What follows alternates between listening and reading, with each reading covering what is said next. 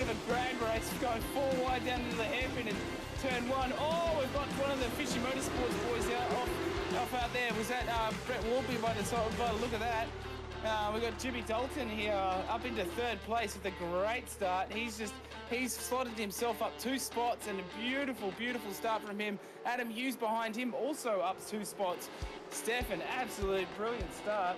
I'm not sure who, did you catch who that was from the Fishy Motorsports boys? I didn't, but I did see that Harry Dodds just had a spin in the background along with Jake Edwards there going through the S's, and Chris Island bogged down from the start again, same as last week, but unfortunately there wasn't any crashes this week. It did look like it might have been Warby, as they all seem to be going around a bit. Yeah. Peter Baxter's just left pit lane by the look of it in the, just about to leave pit lane in the safety car there by the look of it, guys. It does look, yeah. I do believe we're under yellow here because all those guys did back up and back off there and not pass. Sorry, Braden Martin there while he was spun out, but it looked like, yeah, I could be wrong, but it looked like Chris Island had a bit of a bad start there again, and then Greg Barber overshot turn 1, something massive, which stacked up the pack a little bit and caused a bit of a melee, and sort of just went on from there. Yeah, so it was Michael Whiting on turn 1 on that hairpin. It was Michael Whiting that first went off, which I think started the chain reaction. So the blue car on the inside is the one that's going to overshoot. That's Greg Barber. Greg Barber shoot the gap, which has sort of blocked everyone else up. We've got Dalton there who's made contact. It's yeah, so that with Greg going off there, it sort of just bottled them all up, and then from there the melee continues. Yeah, because by that point everyone was trying to avoid it, weren't they? I think it put Michael Whiting off enough that he was he had nowhere to go. Instead of spinning, I think he just kind of went off to avoid it from locking up, right? Yeah, and then I saw Harry Dodds having a moment here through the S's as well as the 4 wide going through that. That explains that. Harry Dodds, yeah. So it looks like Jake Edwards, Harry Dodds, Michael Whiting, and I think the other fishy car there in the green, Jamie Dyke, just took evasive action and decided to go straight to avoid going 4 wide through there. So that's just a simple 4 doesn't fit into that corner at all. Yeah, yeah, exactly right. It was definitely a square peg in a round hole, that was. Yeah, exactly. And I think Greg he might have got. I think he was a lot of cars to his right hand side. Do you think he might have missed his braking point, or missed his kind of visual cue for his braking point? Have a look at that. Definitely, I think he might have been focusing. It could have been Michael who was alongside him and just trying to outbrake Michael a little bit. But Michael probably was on the threshold of his braking as well, as he only just made on his stretch. He would have only just made the corner, so I think he's just tried to outbrake Michael and then looked up and seen that he was absolutely going to clean up Blake Delaney there and decided to try and shoot the gap. So he did a good job of avoiding everyone and not causing someone's race to end, but very easy to do on turn 1 when you're trying to fight for positions, especially in a caliber of field like this. It's you got to fight for every position when you can. Oh, massively, and we had out of that melee, we had 12 cars that got caught up in that melee, guys. So definitely a deserved safety car. So Peter Baxter's back out on track now in that very nice looking McLaren. It does look like. Thank you very much for the promo department, legendary. Thank you very much, and race control, legendary legends. So just looking at the timing tail there, it does look like Jake Edwards has come off worse from having current P27. Starting, I believe, at P12 or 11, so it looks like he's definitely come off the worst. And same with Harry Dodds and Christopher Island back there in 25, 26 and 27. So not the way those boys probably would have wanted to start their race tonight. So it's got a DSL action replay of Harry in the middle, Michael trying to hold it, and then and then Jake's just sort of an innocent victim in that. Does he avoid the wall? No. You get away with that. There won't be any visit.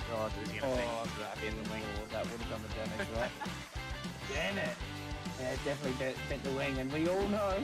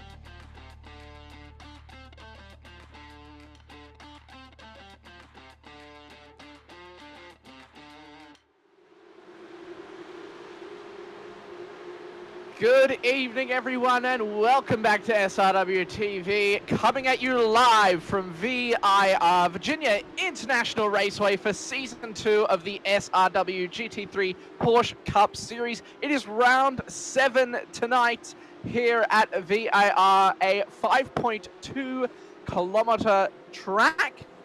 Temperature about the same, always been that 33-degree track temperature. Of course, this is our American Invasion series, so all American tracks. So we are in the USA, of course, Virginia being in the USA. As always, my name is Dano, and with me on comms tonight is the lovely Chef Toddy, and Shibby, as always, our producer, giving us the camera angles tonight. The series is brought to you by DSL Welding Services, Promo Dept, and Dragonrc. Big thank you to them for sponsoring the series. Toddy, round 7. We've only got 3 rounds to go. Oh no, 4 rounds, it's I suppose, to the 20 end, isn't it? And it's getting a bit spicy. We were watching the practice just before, and Ben Siren was P2. Oh mate, he's had some serious pace of this season. Massive improvements from last season, and just absolutely smoking in his last couple of rounds. So he's sitting at the top of the Pro-Ams, but he's had quite a few podiums this series. So it'll be very interesting to see how much he improves today, and what he kind of qualifies position in as well. So it's going to be a great track, I think, going down back round down that round past the oak tree there, especially in these cars. No ABS and no traction control. It's going to be interesting. Yeah, he had some really good performances.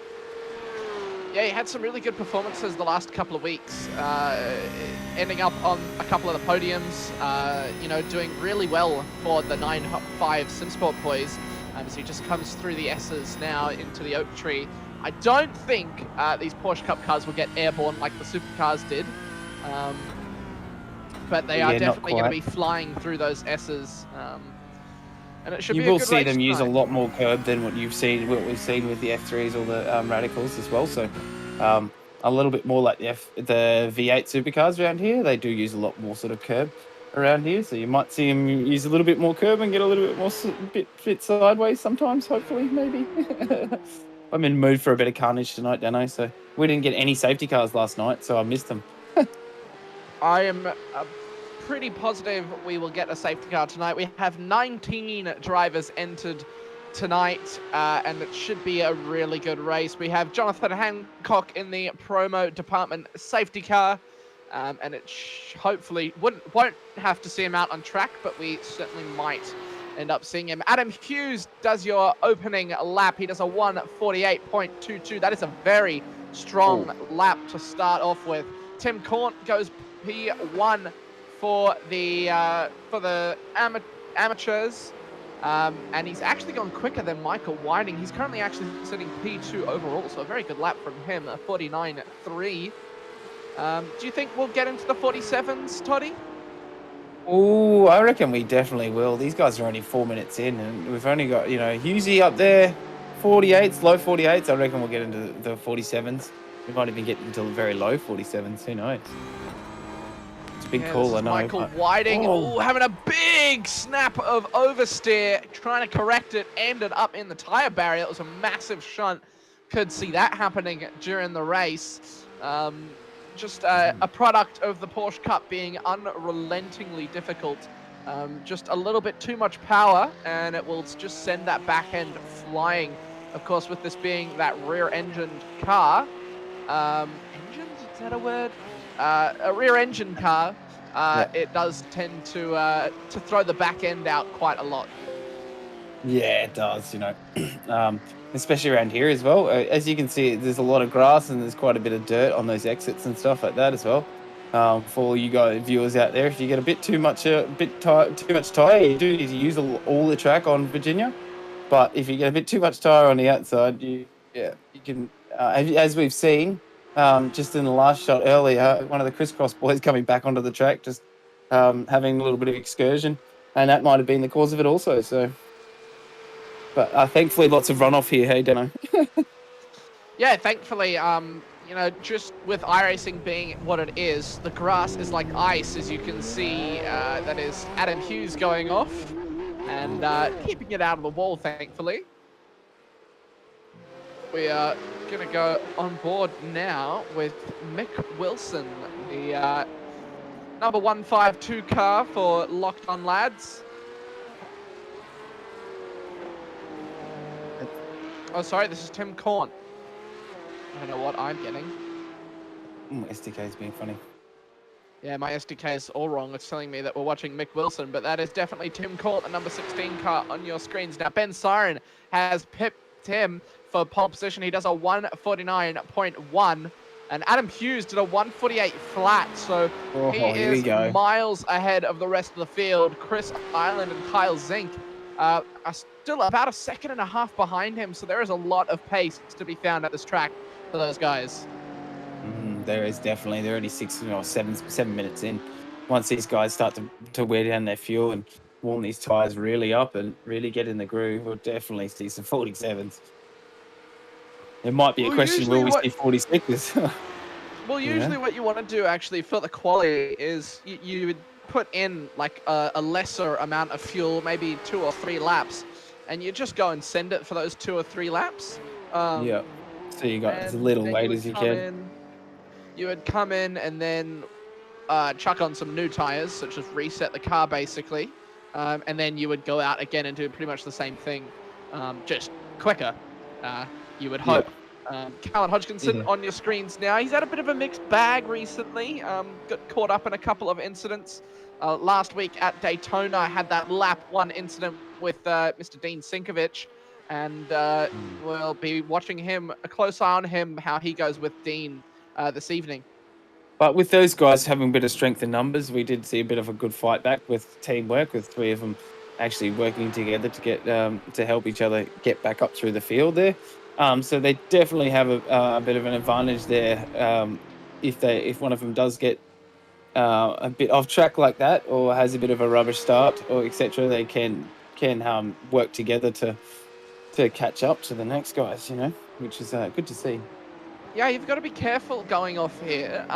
It's just because how the grass, it's ice, you can go off, and because there's so much of the grass, you can come off and then go straight back onto the track in traffic. So you could end up with a pretty hefty penalty, and you could end someone's race and your race if you do end up doing that. So you've got to be quite careful. Yeah, on your re-entries, you have to be very, very careful, don't you? Yeah, we saw that in... we saw in the F3s, the guys are quite trying to be respectful, but it is very, very hard on here, because you kind of go from ice and you try and get back onto the track also, and you go back onto grippy track. So that can also put some people off as well. When you're trying to re-enter and you come back onto the track not expecting the grip and then spin it back onto the track again. So yeah, we've all done it. We've all been there. As we're just watching Harry Dodds coming around, the performance sim racing driver. He's currently sitting in P6 for the amateurs. He shouldn't be in the amateurs, actually. He is one of the pro drivers. Just a possible error there. Might get that fixed shortly if we can. Oh, right. Right, because we're watching him, he is blue. Sorry, he is one of our pro drivers. Sorry, that's my confusion. Just being corrected by our producer, Shibby.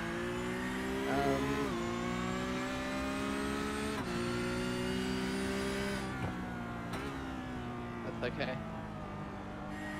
Yeah, so whichever driver we're watching, the selected color will be blue.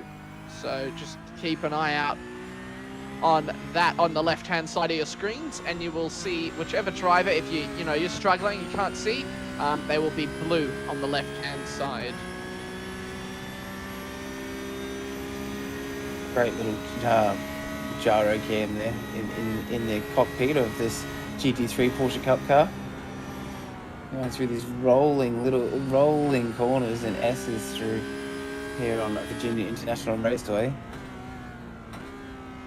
Yeah, those S's are a tricky one to handle. And then you come into the oak tree, which is a very, very slow corner, single line. Quite hard to get it done properly. But he's maneuvered it quite well there.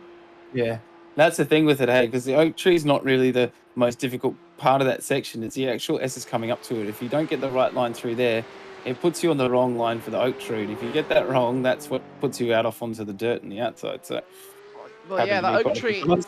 the oak tree being a double apex corner, you have to really approach it differently. As Daniel Fritz going off, trying to keep that car out the barrier.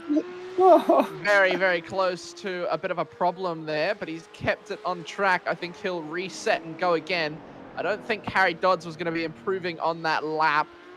He did a 150.02, so he did improve, but still not able to crack the 149s as Daniel Fritz goes on and ends up in the wall. He'll reset. Yeah, it looked like he'd done something to his steering there, because you could see he was trying to steer it a bit, and it wasn't happening for him. So that might have been the reason why he's gone off into the wall as well. So, Mr. George Minus. And that great looking green livery. TGR, Team Greg Racing. It's great to see him out every week. He's always a stalwart in SRW's Porsche Cups, which is great to see him every week. So thanks for coming out.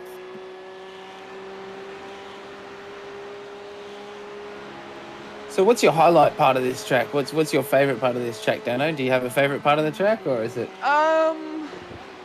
Not really. The S's are quite exciting at times. The oak tree obviously stands out, but that's just because it's the main corner on the track, I suppose. On another layout, there is a corner called Bitch. Oh yeah. I swear on my life. I remember it is, yeah. Bitch corner, yeah, it is. Unfortunately not on this layout. But yeah, there's a couple of good ones. The hairpin's quite good. I think that's turn 1. So see Greg Leake come on down. The hairpin's quite good. You see a couple of maybe dive bombs up there, maybe some good overtaking opportunities. Bit of a lump there. Get the line wrong there. The sector after us is, well, Greg just misjudging the speed through the corner, going a bit deep. There's a couple of good little corners after it, which can be a bit of good defending and overtaking. Adam Hughes has set a 48.05. I think that was his last lap, so he's gone even quicker. Greg Barber and Blake Delaney are shortly behind, about a 1/10.5 for Greg Barber and 2/10 for Blake Delaney, so very, very close. But I do stand corrected, actually. I'm wrong. It's about 5/10 to Adam and 7/10 to Blake, so very, very close up the front. That's a nice looking livery there. As well. If my SDK is going to be right, is that Mick Wilson? Or is that Chris? Yeah, Mick Wilson. Perfect. Thank you. Thank you, Shibby. That's a very nice looking livery. I did make that comment last week, but definitely stands out there on track. Yeah, Mick usually has that livery on. It is very nice. Does do quite well. We know much about 1520. Is that a sponsor? 1520 Motorsport. Is that his? Oh. I do believe that is his sponsor. I do believe that is one of his sponsors. I'll have to ask him about that off the stream and see if we can get some information. It looks like it's it's got a website. Oh, nice, very nice. Good stuff. Very nice looking. Oh, we've got Steven Sinkovich had a bit of an off track here in qualifying, along with Blake Delaney. Yeah.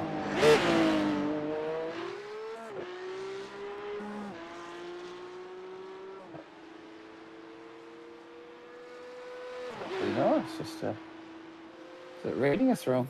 Who knows? This is Steven Sinkovich. He's what's he averaging at the moment? He's averaging in the 54s, so 55s, 54s. Yeah, he's gonna need to pick up the pace. Big lockup coming into turn number. I think that's. Let me just double check the turns again. We've been here before, but it's been a while since we were here.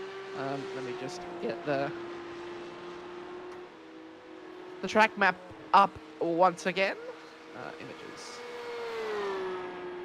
Yeah, so the horseshoe is the hairpin. Your oak tree's called oak tree, obviously, which is quite clever. Obviously, you got the S's that come into the oak tree. Yes, the oak tree is turn number 12, but then you've got 13, making it 17 corners apparently, according to this. Oh, But it I'll doesn't seem double-check like that that. many, but I suppose it is the S's, etc., isn't it? Yeah. There's quite a few S's, so I'll just make sure to double-check that for everyone. Just give Nice. me We a just brief... Peter Morris is brief just moment. on the Facebook chat. Just said, "Hey boys, Sipper Meter is really good watching from the couch." Lol. Thanks, Pete. And from 95 Sim Sports is big comments and get it done. 95. Nice. We're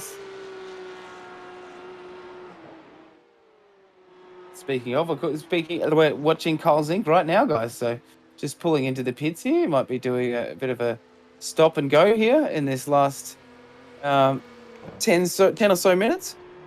8 minutes, coming up to 8 minutes, 9 minutes. So this is definitely the pointy end. These guys will definitely be pitting, trying to get some fresh tyres and getting out there with some serious pace and trying to break this 148 mark, I think. Definitely Hughesy's on the hunt for it.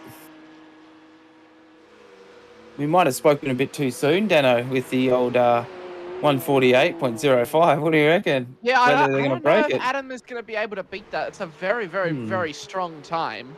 And he's done it very, very early into the lap. So I'm not sure if he will do that. Interesting to see. These guys are definitely lapping faster than they have been. Blake Delaney's definitely made an improvement there with a 148.78 there. So he's shot up a few spots with after having a bit of a little early incident, but he's pitted. He's come out with fresh tyres and a sip of gas and coming out and smashing out a few more good laps to see if he can bridge the gap to Greg Barber as well. Yeah, I'm just trying to find a track map, and it's not actually even loading on my iRacing, so I think there's just an issue there. Is Adam just pushing a little bit too hard? He had two purple sectors there. That could have been the lap for the 47. Yeah. And he's He just had to push, pushed a little bit too hard. Brilliant work. That if that was going to make it, wasn't it? Oh, he'd be annoyed. But good on you, Hughesy. Nice. I know that Hughesy's watching on the Facebook. I'm sure he probably doesn't have it up full volume as well, but he's definitely on there watching on the Facebook. So big shout out to Hughesy. Nice drive tonight so far, mate. So let's hope we have a nice clean start from everybody. Remember, guys, it'll be cold tyres on lap 1. Make sure you beware. There is a few spots into the horseshoe hairpin in turn 1. So just be careful there, boys, please. Yeah, they've got to be careful into turn 1. Turn 1 is a very, late braking type of corner, or early braking, I suppose. Given it's just a deep corner, I suppose it's a hairpin. So you've got to be quite careful going into it.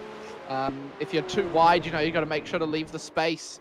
Make sure that everyone does what they can. That's Chris Ireland going off as they were kind of battling through there. And we'll see. Yeah, he just missed both of them. Callan Hodgkinson going through some S's. It looks like this is a pretty quick lap by the look of this, is it? Oh, no, it's just on greens. No, it's just no faster. Just looked like he had some serious pace through there. So into the oak tree, a double apex, or I suppose it's two corners, but it is like a single apex. So you take just a really wide line into it, and then cut back to the oak tree. This is Blake Delaney on your screens now, trying to improve on his last lap. He, of course, currently sitting at P3. Little wobble on the exit. We've got our leader of our M series up in 4th now with that 149 flat. Wow, come on, son. He's trying to break it. Even our Benjamin Siren, leader of our M series, trying to break into the 48s there. So he's almost there. Yeah, he is almost there. He's on another lap, so we'll see him go again as well. Blake Delaney coming through the S's, absolutely flying and munching those curbs with this Porsche Cup car. Late braking, tries to get the rear end around, does it very well. It looked a little bit slidey there. Coming into the oak tree now, braking very late. Maybe a little lock up, and he loses the rear end. It was a little bit of a lock up there. He was pushing very, very hard. He trying was. to get that lap time down. He's down to a 1:48.61. He's about it's about a tenth off of Greg Barber in front of him, 5/10 from Adam Hughes's time. So he's got still a little bit more to go, but he hasn't got a lot of time to do it. There's about 4 minutes left to go in the session. And we'll see Yeah, and if it was, anyone can improve. we had Blake Delaney was on a 1:48.7, and then we had 1:48.6 for Greg Barber, and then they both did a lap, and they both bettered their lap, but they by a tenth. But now they both stayed in the same spot. I just thought it was funny. Just a keen little observation there, guys. So these guys are still battling out there. You know, there's only a tenth in it, just, you know, under a tenth in it for between second and third there. So it's pretty close. Yeah, it is very close up the front. This is the 666 car of David Leslie, making sure to keep an eye out on him as well. He does have a little bit of pace that he does like to bring out every now and again. So we'll definitely keep an eye on him as well. I'm just having a look. So yeah, 5.26 kilometers is the full course of Virginia International Raceway, the full course. So it's not a small track, is it? Really? It's by No, any it's means. not small at all. That's why we've got almost a 2-minute lap time, and we've got 35 laps. So if you do the math, it's gonna end up around about an hour and 15 minutes, I think. Pretty intense racing. It'll be good to see what when these guys come in for their pit stop, etc., and how the strategy works. We saw a lot of strategy and teamwork from the Crisscross boys last week, so we might see a bit more teamwork from the other teams also this week, if they could stick together. Yeah, we'll definitely see some good teamwork together up the front from Greg and Adam, that's for sure. I wonder if Chris Ireland is going to decide to get up and involved this evening. He is currently sitting behind Michael Whiting by a tenth of a second. And he's got Tim Cort and Ben Siren as well. So those two, I think, are going to have a beautiful battle. About a tenth separating Tim Cort and Ben Siren. Yeah, these guys have been and it is duking it out all season as well. 17 corners, and basically from turn 1 to turn basically 6 is just a really good section of corners. It's very hard to overtake through there. Good defending opportunities, and you can overtake, but it's quite hard. You've got to push quite a lot, and this is that section here. So this is turn 4. It's classified as 2 corners. And then you go straight on into turn 5 as Steven Sinkovich goes off there, trying to get out the way of Chris Ireland. And then you have He's the having S's. a flyer of a lap here. The S's, I believe, is turn 6, 7, and 8.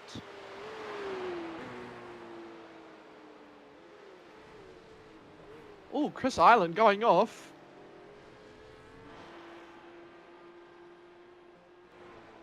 Not too sure what's happened there as we cut to Benjamin Siren, who is on another lap.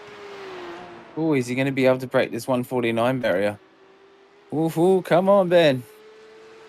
I think he might. Adam Hughes has gone even faster. He's done a 1:48.02. Whoa, I don't come think on. he is going to be going on another lap, but he might be. I just saw his speed go up to about 240 Ks, 250 Ks even. So he might be on for another lap. Oh, come on. Let's see. He might have it in him. Maybe we'll actually break the 148 here. Who He knows? certainly might, as we are going to stay on board with Mr. Benjamin Siren. He's at a purple middle sector. Is he going to be able to do that lap time? It's white flag for him, so last lap for Benjamin Siren. He won't be able to put in another. We might not need another, though. Across the line. Look at this lap. He comes across the line. He had a purple in the middle sector. What lap time does he do? It's a 1:48.7. Yeah, come on. He smashes it by 3:10. That's Come a on. very, very, very quick lap. That is well up within the bounds of the pro drivers. And he is going to be amongst the action. He could even be on for a proper podium tonight, let alone just a first place for the amateurs. Here's Harry Dodds coming across the line. David Leslie as well. Harry Dodds coming across the line last lap. He did a 1:49.4. What is he going to be able to do? He's coming down the back straight now. He should be able to finish this lap. And we will see what he can do. He doesn't have any green sectors or anything, so it might be just a wind down lap for him here. Doesn't. Yeah, he's taking his foot off the gas there a little bit. Have a look at it. Yeah, he could still push. We'll see. He comes through the second last sector now, coming through the final corner. Where does Harry Dodds place himself? Oh, lost the rear end. He will be in P8 for the race start. P6 for the pros. I got some serious pace in this field tonight. Don't we, Dano? It's crazy, mate. These guys, who we got? We've got the top 9 all in the under the top 150s. That's craziness.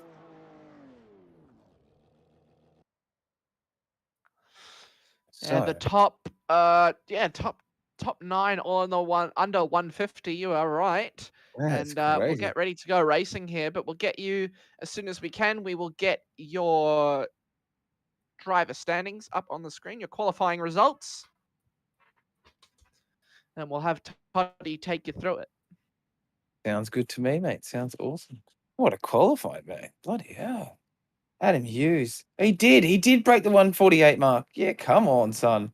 Oh, he Adam did Hughes do a brought- 147. Yes, So he wasn't another lap. 147.9 too. Yeah, come on. Wow, So yeah, Benjamin Siren broke the 49 mark he was trying to break, and Adam Hughes broke the 148 mark there as well. Beautiful driving, guys. And to see the top 9 all under 150 is insane. So guys, here's our field for tonight. Adam Hughes in first place with a 147.922, absolutely flying. So he's broken the 148 mark there, as we were just saying. Greg Barber in second there for Crisscross Racing. So the teammates in first and second. Fishy Motorsports driver Blake Delaney in third there, with Benjamin Siren, the leader in our AM class at the moment for the series, and up into fourth place, qualifying in fourth place there. Yes, and number 1 in the AMs. So Chris Island in 5th, Michael Whiting in 6th, Tim Cornt in 7th. We got Harry Dodds in 8th, Kyle Zink in 9th, Callan Hodgkinson in 10th, and he will be our 3rd, wrapping out our podium in our AM class also, Callan Hodgkinson. And then we have Mitch Campbell in 11th, David Leslie in 12th. We have... Apologies. We have David Leslie in 12th, Dean Sigovich in 13th, with a pretty quick lap tonight, actually. So hopefully we'll see him work his way up through the pack as well. Mr. Sinkovich there. Daniel Fritz in 14th, Greg Leake, Mick Wilson, Stephen Sinkovich, George Minus wrapping out our field, and we've got Ryan Barber and we've got Jonathan Hancock there in both as our safety cars and our race control tonight, guys. So big shout out to the promo department. Thank you very much for all your hard work. And I'll hand back to Dano for the start of this awesome Porsche GT3 Cup race tonight for round 7. Yeah, round 7 here. We got 10 seconds until we have those lights start to go out. Get ready to go racing here. It's gonna be interesting. Hopefully we don't see a safety car on lap 1. So lap 1, guys, cold tires. Here we go for round number 7 of the Porsche Cup GT3 Series. We are away here. Chris Island gets a great start. Harry Dodds as well gets an awesome start from the back of the grid. Chris Island got a very good start. He's up into P3 alongside Blake Delaney, Greg Barber and Adam Hughes alongside at the front. And that's, that's Adam Hughes going wide. Sorry, no, it's Greg Barber who has gone wide, caught a bit of grass, and running back down the field. Harry Dodds has got up a couple of positions as well. He's up to Chris Island, but Chris Island actually the big benefactor from that start, up 3 positions up into P2. Wow, mate, what a start. I didn't think I'd see Greg Barber go straight off there, but I think he was just trying to give his teammate a bit of space possibly, and just overcooked it on the exit maybe. I don't know. How did you read that one? Yeah, Yeah, he certainly looked like he may have overcooked it just a little bit. Was trying to get sort of a side-by-side run, try to cover off Blake behind him, and they didn't really see Chris coming through. This is from the rear of Harry Dodds' car. He's currently in P4. He's on for a podium as well. In front of him, though, he has got Tim Korn and Ben Siren to get in front for that overall podium. And those guys are going to be pushing very, very hard. There's a big train of cars coming down the back straight, and we will see what will happen here. I think Blake Delaney is looking for a move on Chris Island up the front. You can see them getting very, very close, and has to hold out through the S's coming into turns number 10 and I think this is 12 and 13. He's really trying to keep that and make that. Chris Island's really trying to make that Porsche pretty wide through this section because it's pretty much near impossible to pass through that section. But this is definitely where you want to use the draft and use the exit to your advantage coming up to the horseshoe. Safety car's out. The safety car is out. They are breaking it down the main straight. We'll get word on what incident that was. So we had a couple of moments from David Leslie by the look of it. David Leslie's car is not looking too good. Looks like he might have a bit of suspension damage. Oh, that splitter is not looking good, is it? Wow, yeah, that that's car lumpy. is ruined. I'm not sure what's happened there. We'll try and see what's happened on lap 1. He's had an additional spin. So here it is. Oh, it was a big lock up into turn 1. Took a bit of grass. Oh, no, you can't do that, mate. Oh, no. Daniel Fritz. Daniel Fritz had nowhere to go. That's very that was unfortunate. Sorry. Well, that's the problem with when you're on the grass, you're trying to turn to keep the car basically going in that direction and try and get it turned around the corner. But if you put your foot down, the tires are just going to spin and the rear end's going to kick round. And that's exactly what happened there. It kicked round, gave him a little bit of that forward momentum, and he ended up coming back onto the track. And that is exactly what we didn't want to see. So the safety car is out. The promo department safety car, Jonathan Hancock in that safety car out the front. Blake Delaney is currently sitting in P3, probably not the start that he wanted. Chris Island got an absolutely blistering start. I want to have a look at that one. We've just got a big shout out to Eddie Klimowicz. He said, "Let's go, fishy boys! Let's go, fishing boys!" So much love, so here's mate. the start. Here's the start from Chris Island. We'll try and get an onboard if we can.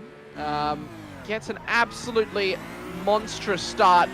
Absolutely creamed Ben Siren off the start. Got alongside Mr. Delaney, and you can see Greg Barber's in front of him. He's going to go off, have a little bit of a lock-up, and he was side by side with Blake Delaney through turn 1 and managed to keep that outside momentum and got up into P2. It was a great start. Harry Dodds also got a really good one as well, so if we can get his start as well. But here is the Greg Barber going off. Oh, I see. Yeah. But these guys behind him would have been very thanking their lucky stars that they've broken that little team, that little duo up at the front. Especially being team members, these guys could have run away with it pretty easily if that hadn't happened. So definitely. Well, here's the start from Harry Dodds. You can see he's got the revs on about, not even a quarter revs. And, that's Tim Korn on his right and Michael Whiting on his left. He went in the middle and managed to get past Michael Whiting. Couldn't outbrake Tim Korn into turn 1. But that was a great start from Harry Dodds. That was brilliant. Thread of the needle, that was just perfect. So we'll go back live with the promo department. Big shout out for the promo department. Thank you for your sponsorship and all your support. Thank you.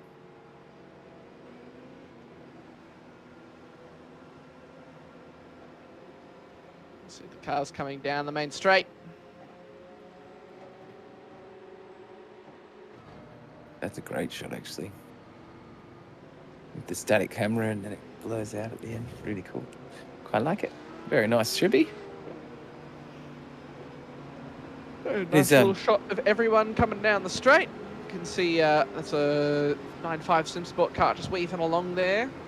Making With sure it's- crisscross blue cars all the way down the field, and you can see the two Team Greg cars at the back. Yeah, very, very distinctive. The Greg green and Leake. red. Yeah, Greg Leake and George Minus. And just sitting at the back there, just plugging away, doing what they do. George Minus is actually up 4 positions from his starting spot, so he's done very well.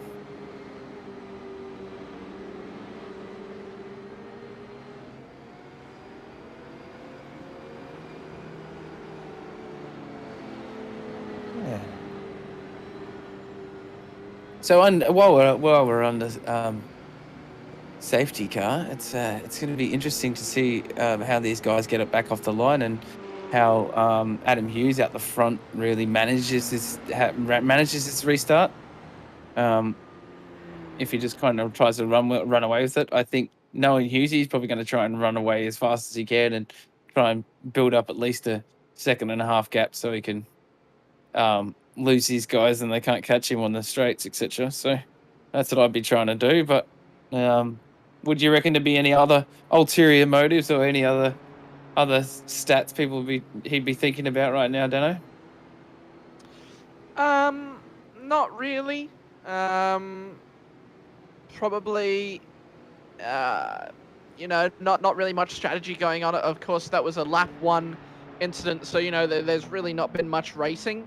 So there's really not much that really. My just thoughts is, will Hughesy just hold him up a little bit so he can make sure some of his teammates at the back can maybe get a fighting chance to work their way back, possibly. You never know.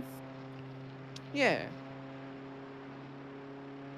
That's a great shot. Look at that. Keeping the warmth in the tyres, guys. Making sure after we go off front, after the safety car goes off and back into the pits, these guys are still going to have some temperature and a good tyre pressure in their tyres so they can get a nice lightning good start and not spin it on turn 1 at the horseshoe. It's been a very exciting series though, guys. So it's been awesome to have everybody along. So big shout out to everybody out there in viewer land, in Facebook and YouTube and Twitch land. Thank you very much for coming to view us every week. Thank you very much for DSL Welding Services and also to the promo department and Dragonrc for your sponsorship or your support. And make sure you hit that notification bell, hit that like button, and make sure you keep up with us. So I'm just hearing now, safety car is coming into the pits, as I think he's actually had an off. The safety car has had an incident. Oh, he has. He's just going to toe to the pit lane. Adam Hughes is going to lead them away. Not often you see that one, as he will get going as soon as he is ready. I'm sure, just given the draft, he's going to wait as long as possible, and he does. And we are away and racing once again. Adam Hughes leads them away once again into turn 1. Harry Dodds is already trying to make that move on Tim Corn around the outside, and behind him is Benjamin Siren trying to get that move done as well. I think it's Kyle Zink, actually, sorry. Yeah, Kyle Zink. We got Kyle Zink on the screen right now, but Chris Island did really, really well under brakes into the horseshoe. He really, really kept onto the back of Adam Hughes, so he's very, very smart racing there.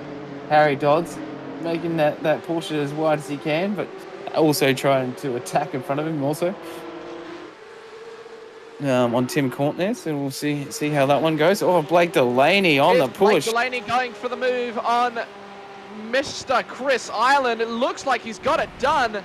Great maneuverability on that car. Got it done just before he after he needed to get it done, and he got it done. And he took a lot of curb on exit just to get it done though too. So he held it. That just goes to show you the speed of the speed and skill of these guys. You know, to hold it I don't know if you guys at home caught it, but Chris Island had to cover off the speed of Benjamin Siren, who was right up close to him. He was right up the back of him, as we're just seeing. I think the standings have been flipped pro is now at the bottom and amateur is at the top. Not sure what happened there, but we can live with it. It's not too big of an issue. It's not really an issue. Everyone's still up there, so we'll continue to watch this magnificent racing. Callan Hodgkinson on your screens now. The number 28 car is under attack from Asinkovic. And he's going to have team out in to front of him defend. with Greg Barber as well. The Greg Barber's went off first lap, so Greg Barber's working together with his teammate to work it back up through the fielder. Good to see.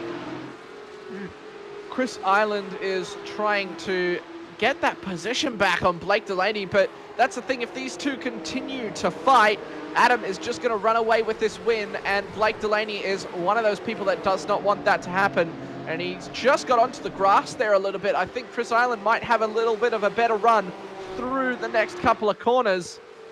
If he can get it Benjamin right, Cyrus a little is bit of an rubbing his hands there in fourth.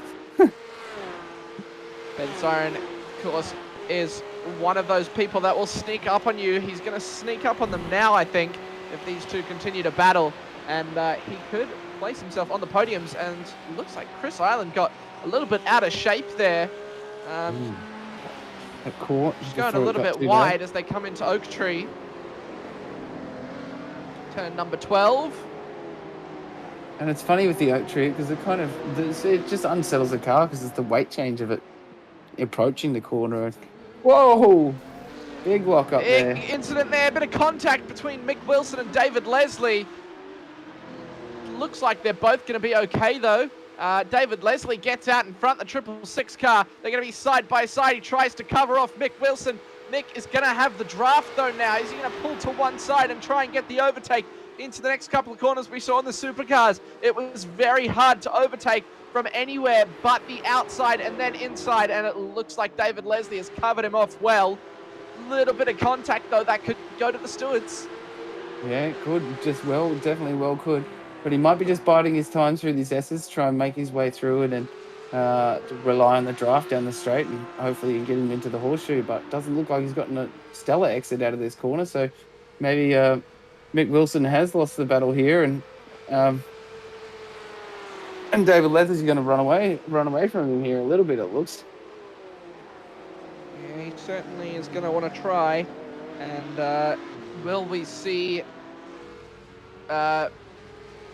Leslie up into that top 5? He's got to chase down Dean Sinkovic, who is a decent couple of seconds in front of him. And is that Daniel Fritz has had an off track by the look of that? Is that Fire Eyes flying to him? Who knows? Sounds like David Leslie's actually just had a penalty given to him for that lap 1 incident. Oh, okay, yeah. Getting onto it now. And it sounds like he's got a black flag, so he will have to take that penalty. We can go on, so that's interesting. That's definitely a cat amongst the pigeons there. We'll change it up a bit.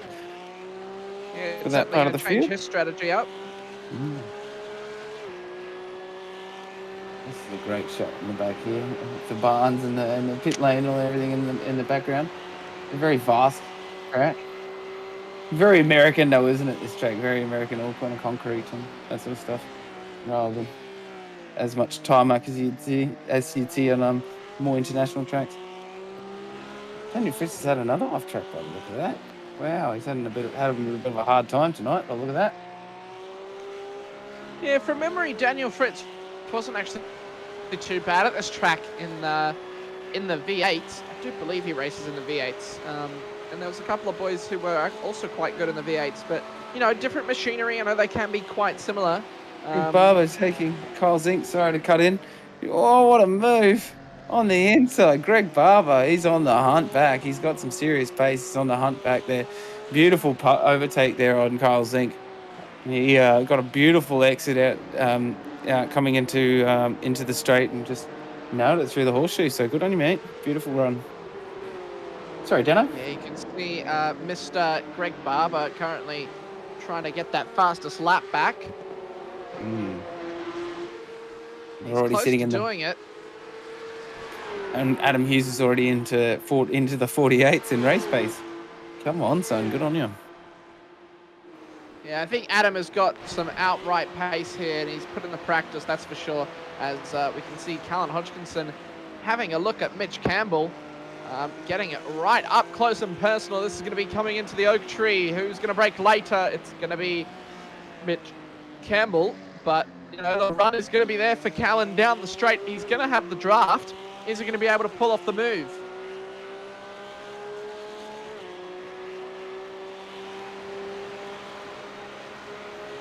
He's going to have to go to the outside, coming into the next corner. Is he going to do it? He goes to the inside. Oh, look at that. Strong. He's got the overspeed, though. He could be able to get it done. They're going to be side by side going into the next corner. Has Mitch Campbell outbraked himself? No, he's braked perfectly and is able to defend from Callan Hodgkinson. A great move. Beautiful, beautiful defending there. And he knows how quick, he knows how quick Callan Hodgkinson is. And he did very, very well to defend him there. So, well done. Mick Wilson now on Greg Leake. So, Mick Wilson's up 2 positions from his starting position at the back of the field there. So, he'll still be on the hunt. He just looks like he's just trying to put in some consistent laps, not trying to push the envelope too much, which is smart. He's definitely got the run on Leakey here, though, doesn't he? Come on. He's going to go inside. Yeah.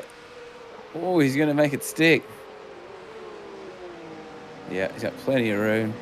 Leakey's giving him lots of room. But the battle's still on by the look of this. Greg Leake is a very fair driver, so great to see some good sportsmanship from him, knowing Mick is a little bit faster than him.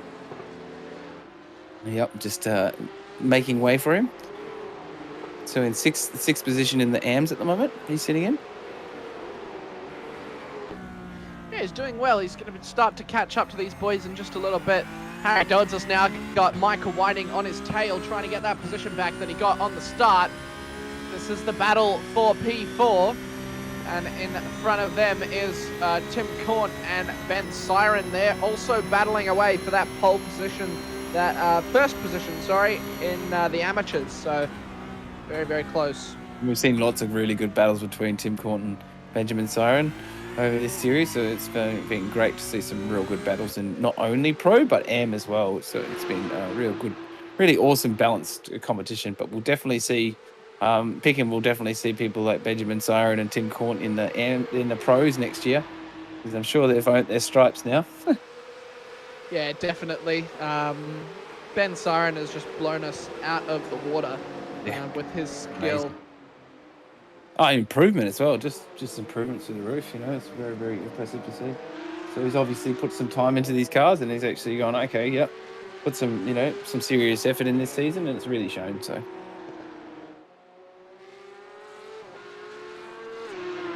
Go Leakey with that beautiful red livery. Do you want to bring the intervals up, Shibby?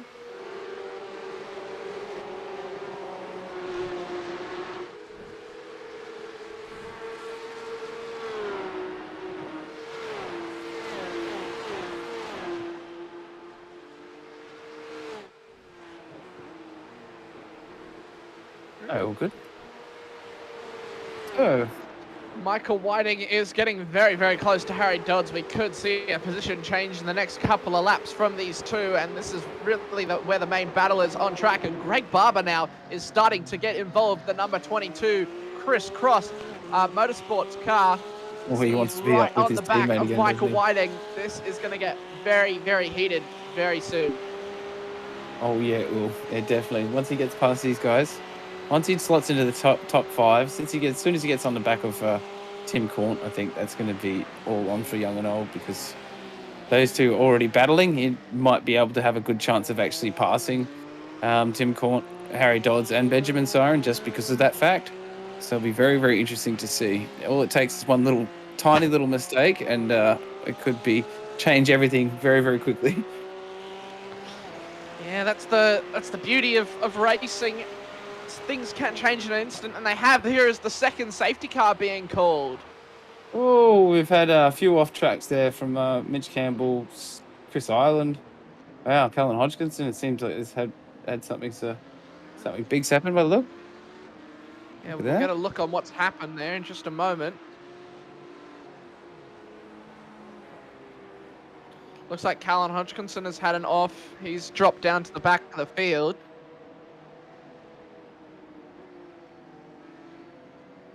I think it was Mitch Campbell that's gone off track and calls it off. No, I don't know. Cool. We'll start with Steve, guys. So thank you very much to DSL Welding Services for our action replay tonight. Mr. Sinkovic. What's happened to him? Oh, big lockup. Well, he managed to save it, I think. I don't think that warrants a safety car, that's for sure. So that might have been the snowball starting there. Oh, Mitch Campbell. Big one. Is he backed it into the wall? Nice, kept it off the wall. Good on him. I don't think that warrants I don't think that should warrant a safety car either, because he's kept it out of the wall and he's got it back racing again. Here's Chris Ireland. Did he have an incident? Oh, he did. Oh. But he also got it back on track nice and easy. So, not too sure what's going on at race control. There's been a lot of stuff going on. So, we've got another one, Daniel Fritz. Still got quite a list to go through, guys. There's quite a few off tracks and a few things that happened there. So I think it might have been a bit of a chain reaction here. We're just trying to go through and see what the start of that chain reaction or the result of that chain reaction was. To me, it still doesn't really look like any of these are safety car worthy. Here's Callan Hodgkinson. Oh, wow, that's safety car worthy. There. That is a safety car worthy. That's a big shunt into the wall. He got wedged into it. Oh, he went 4 wheels off. Out a safety car. That was 4 wheels in the air. Yeah, he definitely went into the air there. Beautiful slow-mo. Thank you very much to DSL Welding Services.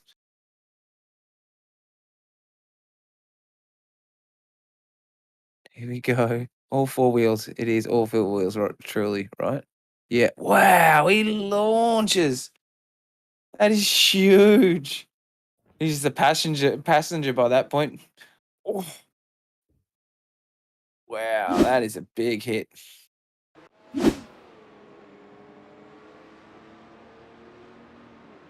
That's more like Friday than Saturday than Thursday nights, isn't it? Yeah, that's definitely Rallycross night. I think he's got us on the wrong night. He's driving in the wrong cars. Yeah. You can come back tomorrow as well, mate. Yeah. It's a big incident. Here it is. Looks like he just sort of misjudged it and hit the curb, and there's really no saving it. Or did his wheel disconnect or something? Because it looked like it seems like weird it may that have. it's not. Usually when a wheel disconnects, though, it sort of just jerks to one side. Yeah, true. So a bit interesting to see that incident there. Very strange. Yeah, because he was going straight down the straight. There's no reason why he should have veered off. Maybe it was just a distraction or something. Reach down for something and look up, and then oh no, I'm in the air. Well, we've had 10 laps here. We're on lap 11. I believe. Yes, we are. Lap 11. So we'll see how these guys go. How they can of course, we do bring have it back together. an hour. It's an hour and 25 minutes as a cap, and with a 2-minute lap time with the safety car, or a little bit longer actually, we will certainly see how this ends up going. Don't know if we will hit that time limit before we hit the end of the laps. I reckon if we have maybe another safety car, we probably won't hit that timing.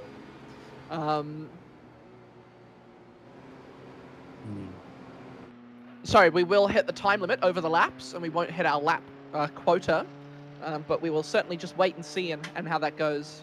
But it's been a pretty interesting race so far, wouldn't you say, Toddy?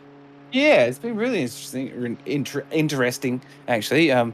Just the start and all the rest, I didn't think we'd get 2 safety cars already by lap 11, but we did expect a couple of safety cars. I thought they might have been a bit spread out, but it's definitely gonna change people's strategies here a bit more. But it's definitely gonna help these guys that do have their team members around them work together a bit more. because they're not going to be battling with them. They're going to be working with them. So it's going to be very, very interesting to see how many more pace cars we potentially might get. Hopefully not too many more. And then we see people's pit strats and everything come out in the next, 10 or so laps, really. Yeah, no one has gone into the pit lane yet. It's been pretty all right. I think we have had Michael Whiting come into the pits. Blake Delaney went in. David Leslie, Mr. Sinkovich, Callan Hodgkinson, obviously. Daniel Fritz and Mick Wilson all went into the pits. George Minus is currently in there as well. I think he may have disconnected. Looks like he's been in there for about 13 minutes, so I'm not too sure what's going on there. That might just be an error on my end. But it looks like, yeah, some early pit stops. So Blake Delaney's trying to really get that undercut. Of course, with pitting under safety car, you save a lot of time. It's just going to be a waiting game to see if he can make it to the end. And see if old Mr. Jonathan Hancock can keep the safety car on the track. Sorry. It was worth having a laugh. Easy this time. Yeah. In that McLaren. Wow. Look at the detail in that. It's incredible, isn't it? All the carbon fiber work and wow. Look at that. All the interior. padding It's on the roll crazy bars cool. and things. Yeah, Safecraft and on the race net as well. Oh yeah, all the padding and everything. Yeah. You can definitely tell it's like, oh, we took a road car and we just ripped everything out of it and made it all carbon.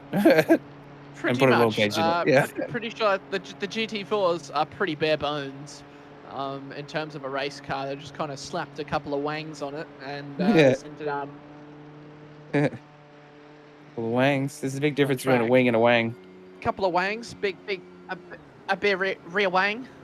Yeah, well, see, technically, like on this Porsche, that'd be a wang. But, you know, like a little wing is just a wing. A wing, you know, that's a wang. Yeah. Oh, you're right. Yeah. Well, I mean, you look at the wing on the GT4 McLaren, right? Yeah, that's a wing. Compare it to the size of the car. Yeah, it's actually a wing. Yeah, no, that's a wang on the Porsche. It's a wing on the... Yeah. No, you're right. Yeah. Oh, yeah, I love it. It's a wang. Oh, mate, these guys are going to be very, very quick. It's Adam Hughes will probably try and do the same thing again. He got a good start last time after the safety car, so he actually built up a good gap there. So he'll be a bit annoyed he has to be in the melee again, and all his little bit of a lead there has been eroded once again. As we see them weaving their tyres around from the lovely rear chase cam. Haven't seen Shibby bring this out in a while. That is awesome. And we've got Benjamin Siren up into third now as well. That is awesome. So he's on the podium already. We've been talking about him, but he's already on the podium there. So after the safety car and all this jazz that's happened, so yeah, good on him. He's just, as we've seen, he's just been patient, and we've seen a lot in these GT3 Cup cars. If you're patient and you're consistent with laps, you can normally make up quite a few spots. Well, the safety car has gone into pit lane now. He's off to go back to his pit box, hopefully safely this time. Adam Hughes will bring them around the final corner, and he will wait as long as he can till he puts that foot down to minimize the draft that Chris Island gets and Ben Siren gets off the start. He should be going any moment. There he goes. Oh, look at that, Bo. So, I don't think he caught Chris Island out as much as he thought he maybe wanted to.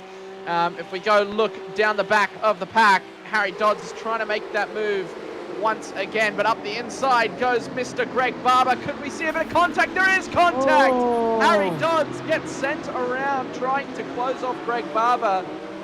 And that is going to be one for race control to see what has happened there. Oh, I'm gonna leave my judgment out of this. So I'd have to see a replay, etc. But definitely leave that one for race control. That'll be a hard one to decide. They'll have to see some, definitely a whole lot of camera angles to get that one right. Yeah, that was Michael Whiting getting the move done on Mitch Campbell, and Mick Wilson having it off there in the background as Blake Delaney gets through. He's now into P6 in the Pro Series. He's got a couple of more cars to go, though, if he is going to want to get that car back up onto the podium. Well, Callan Hodgkinson up for his massive awful. He's obviously got his fast repair in there, and he's used the safety car to pit and repair his car. So he's back out here, and he's still just fighting his way back to where he wants to be. Oh, Michael Whiting on the charge now, isn't he? Come on, down straight past Dean Sinkovic there. And he's got some serious pace in that Fishy Motorsports car, and he's definitely had a mixed start to the race. So he wants to definitely got a point to prove to this last pointy end of the race, or the last half of the race, at least. Not even a half of the way race through, are we? What's that, a third? Would you say, Dano? Sorry? Almost a third of the race gone. Not quite a half.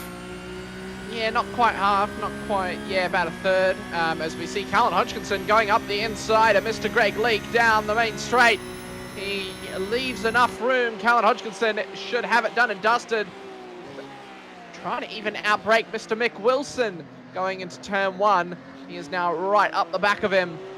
And bit of contact there between Callan and Mick. Oh.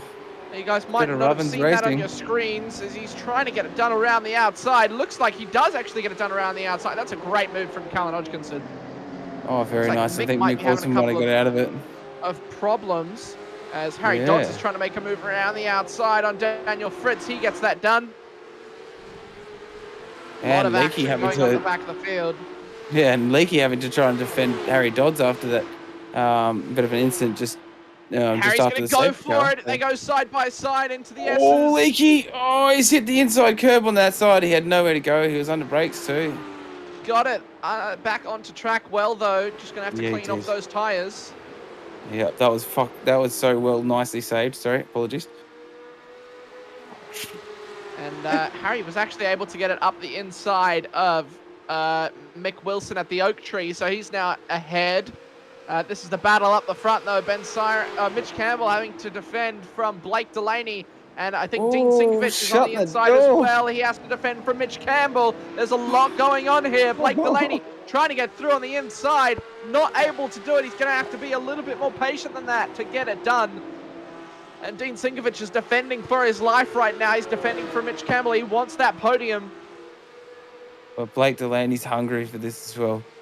He's absolutely pushing that thing, and we know he's got some serious pace in that car. Oh, down the inside, he's definitely got this one made. Oh, he's not going to let him have it easy, though, is he? Loving this. Mitch Campbell trying to shut the door on him, but just giving him just enough room, just knowing that he's letting him know he's not going to make it easy for him. Dean Sinkovic is going to have him on his hands now, which is going to be even harder. Oh, Dean Sinkovic was a bit of an off there, so... There it is. So that was the mistake that Mitch was wanting. Just forced him into an error. And that's very unfortunate for Dean. He was on for a podium. He was.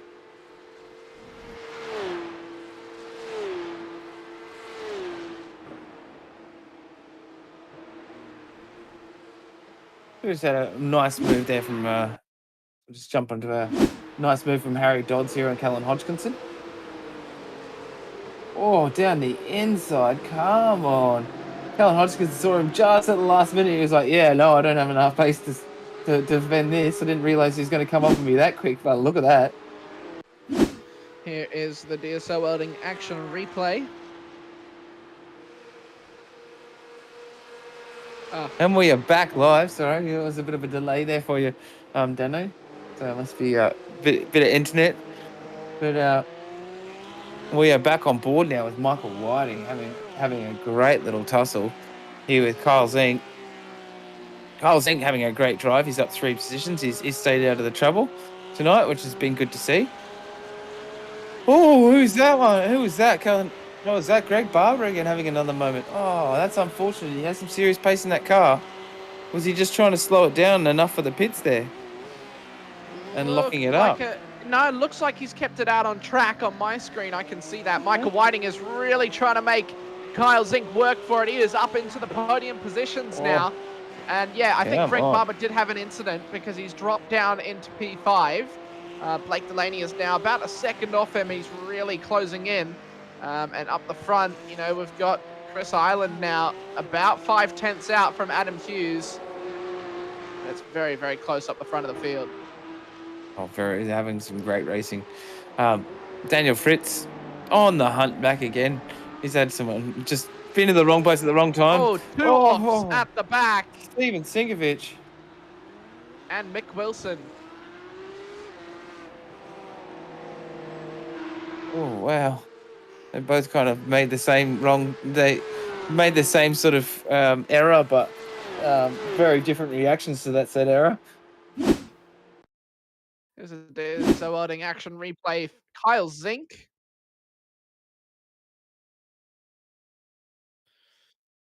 So you can see Greg Barber just in the distance there. He got that rear end a bit loose and had to slam on the brakes to keep it from going into the wall, and he did it quite nice. It was a good save from Mr. Barber.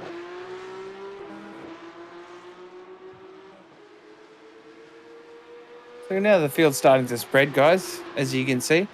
The draft is starting to not make any difference whatsoever, and it's only really making a difference down that big long straight anyway. And so these guys are really starting to gap apart quite a bit now. I'm getting to almost now we're just come to the almost at the about the halfway mark now anyway of the race. So we should interestingly see either some people pitting soon, or they'll be sticking to their strats, or pitting a bit later now because obviously they've had a bit of opportunities to pit or save a bit more fuel because they've been under safety car conditions also. So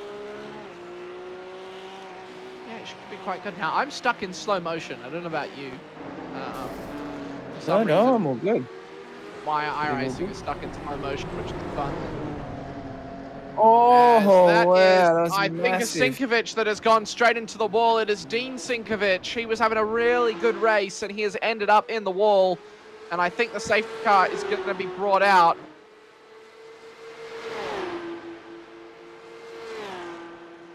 Oh.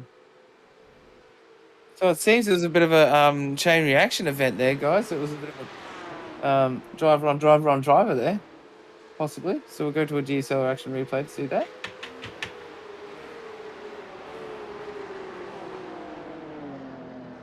Yeah.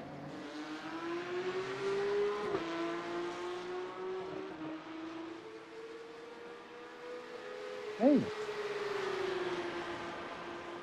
As we know, we just had a big iRacing update in etc., guys. So just bear with us while we have a few little niggles. I'm getting a lot of frame drop on OBS.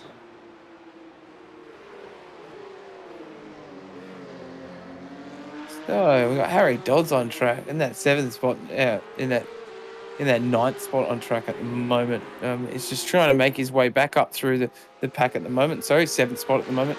Just trying to make his way back up the pack there. He's made some brilliant moves to get back up through the pack there. And some other people have had some very unfortunate events happen. So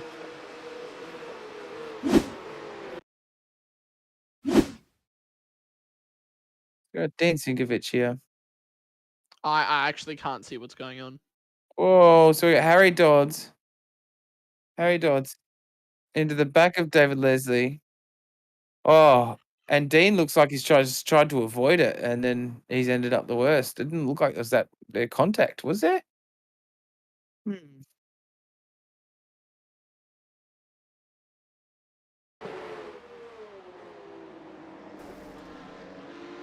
Yeah.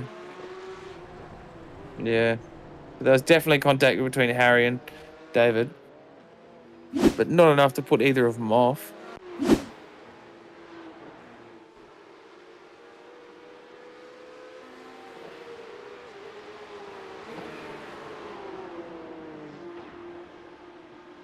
No, now I'm bored with Carl Zink, and he's sitting there in The 4th. 95 Sim Sport car. He's got Greg Barber right on the back of him, and he's trying to get that move done. Not able to do it though this time of asking. He's definitely going to have the draft down the main straight though, as they come through the final couple of corners onto the main straight. The draft is going to be there, but I don't know if it's going to be enough draft. Oh yeah, who knows? And Greg Barber's, it seems pretty quick. He is very quick around here, but it might be just one of those things that you know how hard you have to push around here and the track limits you have to use to be able to get some good pace around here. Sometimes doesn't play in your advantage, but he's definitely on the hunt back. Sitting currently in overall in 7th place, but in 5th in the AM class at the moment. So he did qualify in the second spot. So he'll be kicking himself a little bit that he didn't make better of that first lap. But I think he's just trying to avoid his teammate, as we saw.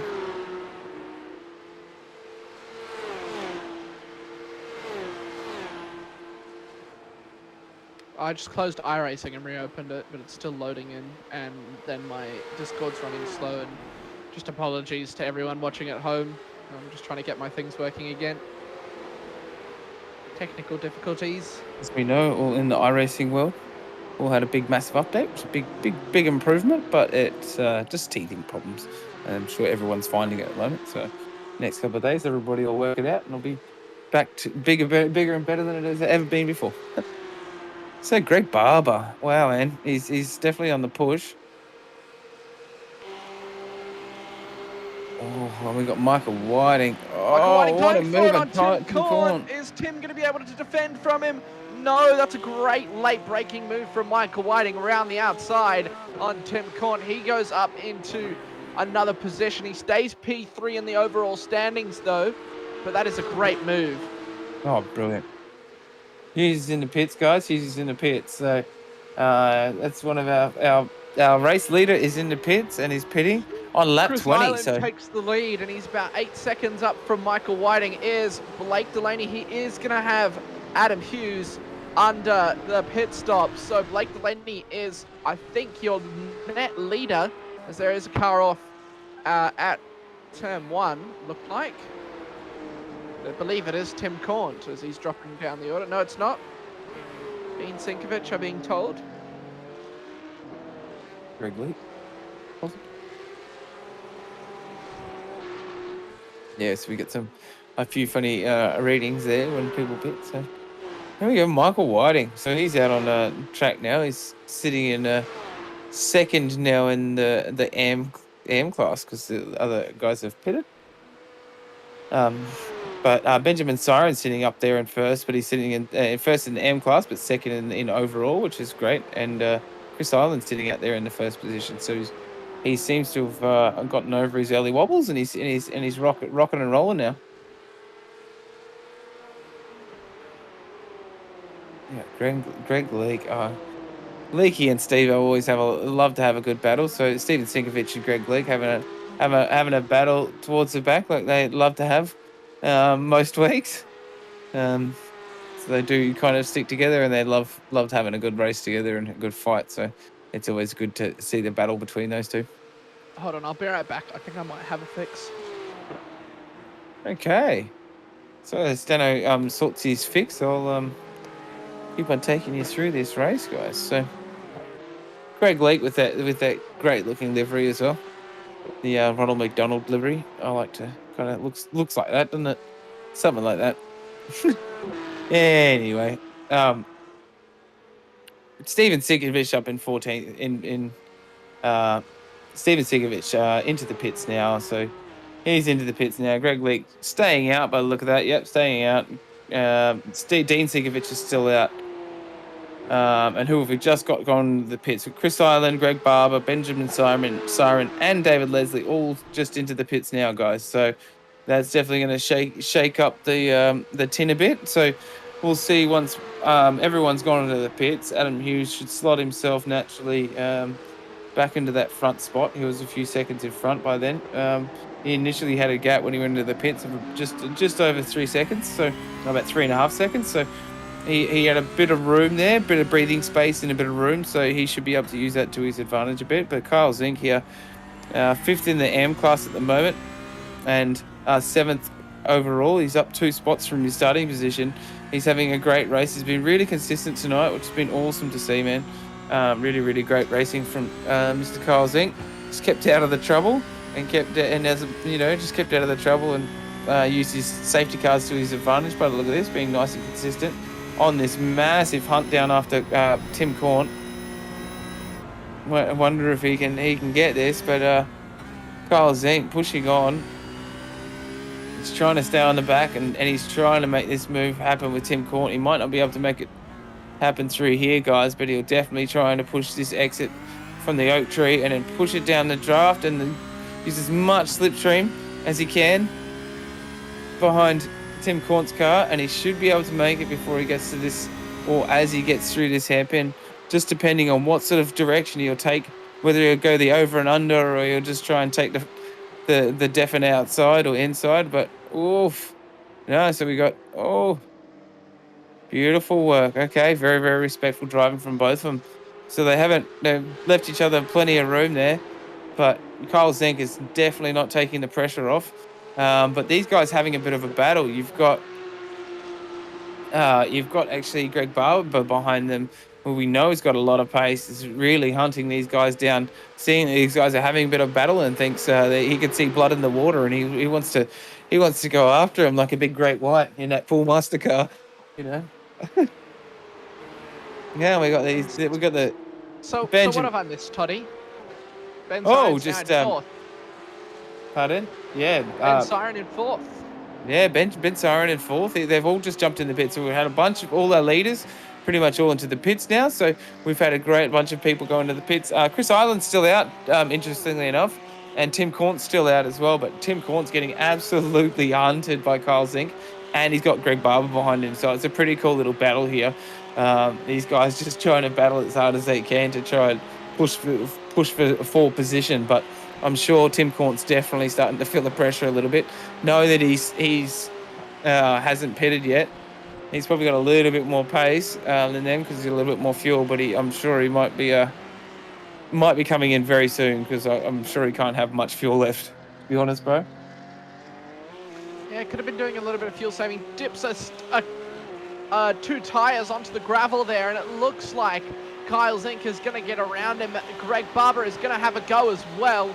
Is he going to be able to get it done into the little up-down chicane here? He's going to be on the outside into the first part of the corner. Brakes a bit earlier. Is he going to have a lunge up the inside? He is going to have a lunge up the inside. A little bit of contact, and around goes Tim Corn. I'll leave my judgment out of that one, but that didn't look fair. Who knows? I'm not quite. I'll leave that to race control, but that didn't look fair. It was a late lunge from Greg Barber that he could be handed a little penalty for that one. And that will not end well. He won't be happy about that. Here's the DSL Welding action replay. You can see he just got off the brakes and had that lunge. And to be honest, Toddy, I think he should have waited. I think so too. I think he went well wide on the racing line on the inside too much. He could have given him he could have gotten a lot tighter on the apex, and they both would have had enough space. But that is my personal humble opinion. But we'll leave the actual decisions to race control. But yeah, I tend to agree with you, Deno. Chris Island still straight back up now. He's up into fourth place overall here on this little battle with Adam Hughes as well. So Adam Hughes, they're both pitted now, guys. Chris Island hasn't pitted yet. He should be coming into the pits very, very soon.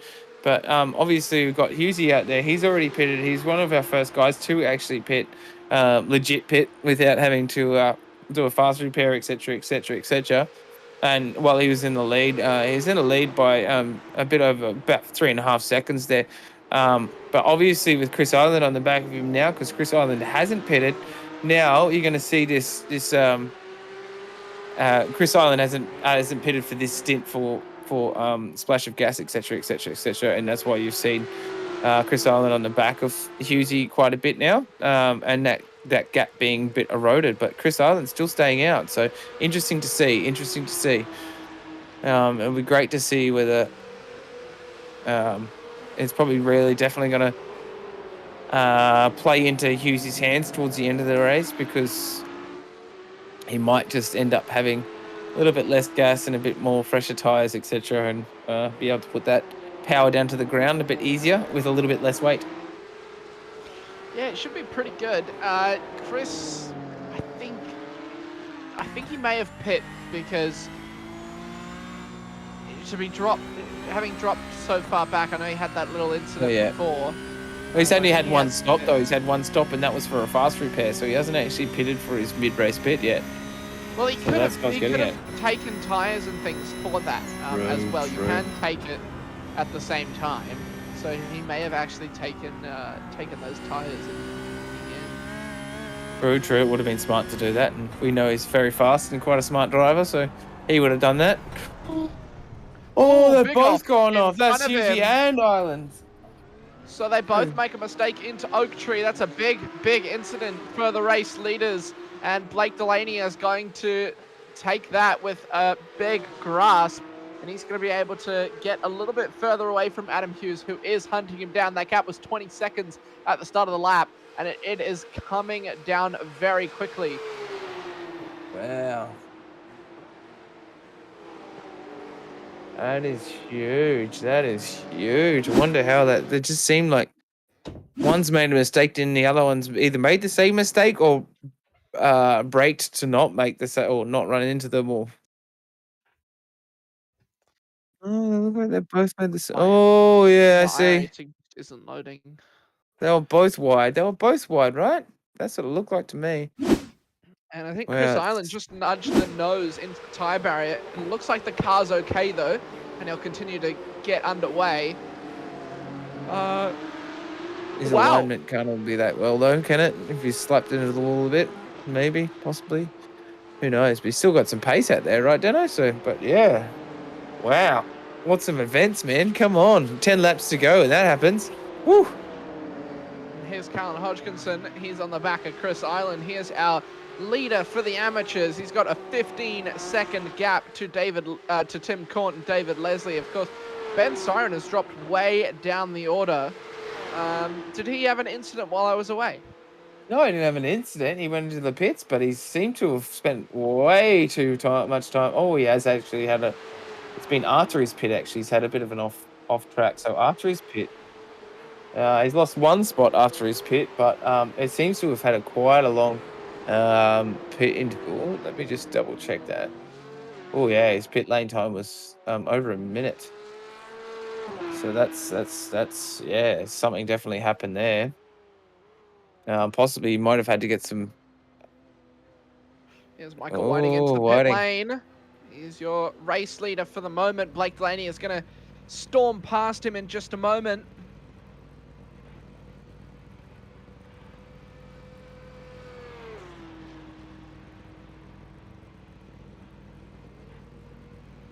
Are you with me, Toddy? Yeah, I'm with you. Sorry. Apologies. Blake Delaney goes into the lead, so he has now got a 30-second gap to Adam Hughes, and Michael Whiting actually comes out in P2, so there is a big gap between Michael Whiting and Adam Hughes. It's not as big as it was just before. It's coming down to about 5 seconds, but there is still a definite gap, and that podium position is looking ever further away for Chris Island. Wow, it's just going to be really interesting how it all shapes out. I thought it would have sorted itself out after the pit stops and stuff now and everyone, but you know, we've had a few incidents after those pits, etc. So Tim Corn's had a bit of a moment as well. So that's really changing up our order now, guys. We had this big battle between Benjamin Siren and Tim Cornton. Now they've both had incidents and they're dropping down a little bit there, so they're getting a lot more heat from behind. Benjamin Siren, especially with the championship points at the moment. If Tim Corn can hold where he is, he's going to make a few more points than Benjamin tonight. So might make it a bit more closer for the end of the season. What do you reckon? Yeah, it'll definitely spice things up just a little bit. We've got the standings on our screens. I'm not too sure if we can get them for the stream.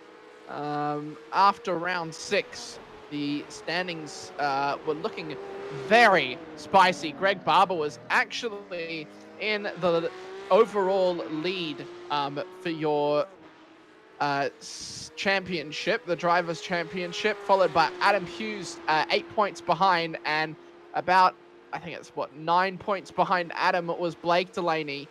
So very, very close between those two. It's about 20 points, or just under 20 points between Ben Siren and Tim Caunt.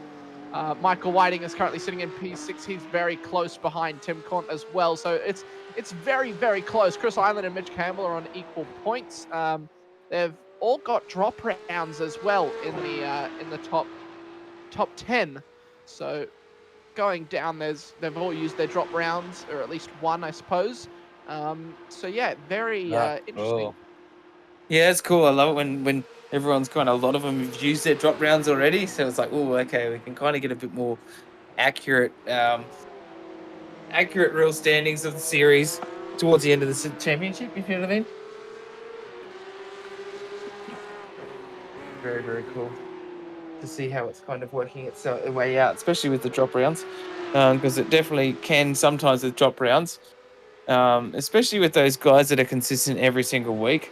It can definitely pay off for you if you are consistent every single week. That means that you can just then drop your two least good rounds versus the ones you couldn't be there for. You know, a little bit of fun. Yeah, obviously not something you want to do, but it's something you can do just in case, you know. Yeah, life is life. Does help a little bit. Yeah, life is life. Things can get in the way, obviously. So we don't all sim race full time, so. I'll quite happily do that, but you know, yeah, dreams are free, buddy. I need a magic genie to make me faster. I'll do it. I can make you faster, man. I know. Sweet as cool. I'll start calling you Genie from now on. Kyle Zink trying to fathom a little bit back from this race. He's got Mr. Greg Barber on the tail of him. Is Mitch Campbell as well. He is battling with his teammate Ben Siren, who I think is going to be telling him to let him pass, because we know how much pace Ben Siren has, and he's going to be wanting to chase that podium. It's a 16-second gap to David Leslie, as I think, yeah, Callan Hodgkinson comes into the pits. So Tim Caunt takes the lead. Oh, so this is more like what it's going to be like. So Benjamin Siren getting that help from his teammate there, but up into fourth place. Is he going to have enough laps to catch the back of Tim Caunt? I think not, to be honest. That's my humble opinion, but we have seen stranger things. But they do have similar pace, right? Tim Caunt and Benjamin Siren, so you never know.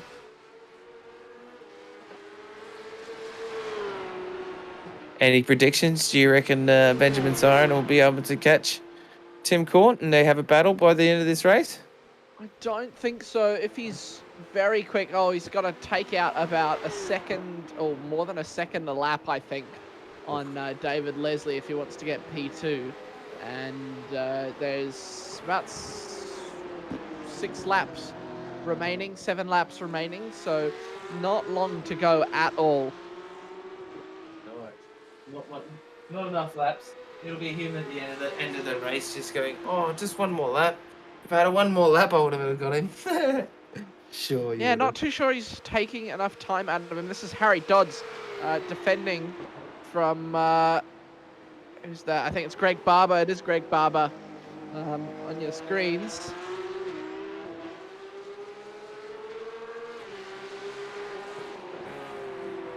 Greg Barber's still on that hunt, still trying to get his place back from his unfortunate incident on the first lap. So he's still on the hunt, but he's got some pace. Interesting to see how much further he can make his way up the field, to be honest. Especially Harry Dodds, but these guys are going to have a fat battle, and I know that Harry Dodds is pretty quick, and he's definitely going to make that thing pretty, that car pretty wide. Yeah, he can make that car wide. He can do some pretty interesting things with that Porsche Cup car. We have seen some magic from Harry Dodds in previous rounds as Greg Barber really going deep into some of these corners, trying to catch up to him. Yeah, much later on brakes, eh? But it's not bothering Harry that much. I don't think he's feeling. Sure, he's feeling the pressure, but he's not showing it as much as some. You know, he seems to just he's taking it in his stride, and he's just trying to keep that pace and keep that gap away from him. Yeah, it looks like he's keeping him at bay for the moment, and you can see around that corner there, just before I think this is Oak Tree. You can see the rear end likes to step out for both of these drivers. I think it's Greg Barber that I've seen the most come through that corner. His rear end steps out quite a lot through that corner, so he's got to be careful with the counter steer, you know, not to have too much or take the corner too quickly. As will he have a look up the inside? Oh. Harry's going to pull to the outside. This is probably not the best decision. We've seen Greg go up the inside before, Yeah. and it looked like he's learnt from his previous mistake and just stays patient with Harry Dodds this time around. He knew how Harry was going to defend that time, I think. So they gave each other enough space that time. So impressive from these guys, though, to still be setting this sort of pace after that early incident. Yeah, really awesome. And great to see that we've still got these little pockets of battles going on throughout the field. This late in the race, also with 5 laps to go. Come on, boys. Yeah, it's getting very, very close between these boys right here. What position are they battling for? They are overall they're battling for 7th, 6th and 7th. Yeah, actually. Very, very close between these two. And in the pro and amateurs, I believe it's about the same, isn't it? Yep. So it seems the AMs and pros has left it from the overlay also, but we'll run with it also. So we've got Michael Whiting still out there in front there. He's had a great little race here. He's keeping it in front of Adam Hughes, but Adam Hughes is definitely cutting back that 2 second gap, but it's consistently sitting around that 2 second gap. So Still, Blake pit again, did he? No, Blake had that little incident, so oh, he has. Yeah, he has. Apologies, he has. Ah, so that early pit stop kind of was a mistake for Blake Delaney, I think. So Yeah, so he's had to jump back in the pits for some reason. It doesn't seem to. I reckon it was for fuel. I think. Yeah. I think it was for fuel or tires. Yeah, nothing more embarrassing than running out of fuel on the last lap. We had that in the F3s last night, but Scotty Callahan pushed Callan Hodgkins, and I'm pretty sure it was over the line. That was pretty good. I could have those names wrong, but yeah, also quite funny at the end of the race, running out of gas and had to get pushed over the line by a competitor, which was quite fun. Quite cool. Good team, good sportsmanship. So hopefully we won't see that tonight. These guys seem to have pitted enough and have enough fuel, but we will see in these next couple of laps, won't we, Dano? Yeah, we certainly will. This is Chris Island trying to make up a little bit more ground. He's absolutely sending it through those S's, and Blake Delaney behind him as well. So it's very, very close up the field. And this is Kyle Zink now as well. Sending it through those S's. Thankfully, these cars don't get airborne like the previous ones that we had around here. Tim Cornt going through the S's as well. Harry Dodds. Oh, we did see a Porsche get airborne though earlier. That was on a different part of the second. Yeah. David Leslie in the 666 car, up 3 positions from his starting position also. So he said he got caught up in some stuff earlier, but just had some really great recovery towards the end of the race. So good on him. Great racing. These guys, this battle's still on from Harry Dodds and Greg Barber. Harry Dodds is not letting him go. Oh, and Tim Cornt on the battle with Tim Cornt. Hang on. Wow. Having a look with Mick Wilson. I think that was a backmarker car. Just making the move to get around him. Oh, yep. Tim Cornt there, yep. Having a beautiful drive. He's had a great drive tonight, sitting in the first in the M still. Benjamin Siren definitely not going to be able to bridge that gap, as we were talking about before. Definitely doesn't look like he's ever going to be able to bridge that gap now, especially being behind David Leslie there. David Leslie's definitely not going to let him pass very easily. But this battle here with Greg Barber and Harry Dodds, this will go to the end, I reckon. This should go to the last lap, but look at this.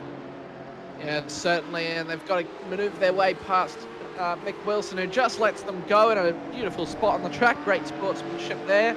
You can see the different lines they take through the corner. Harry gets a much better drive out of that sector because Greg goes so deep into the corner trying to catch up to Harry.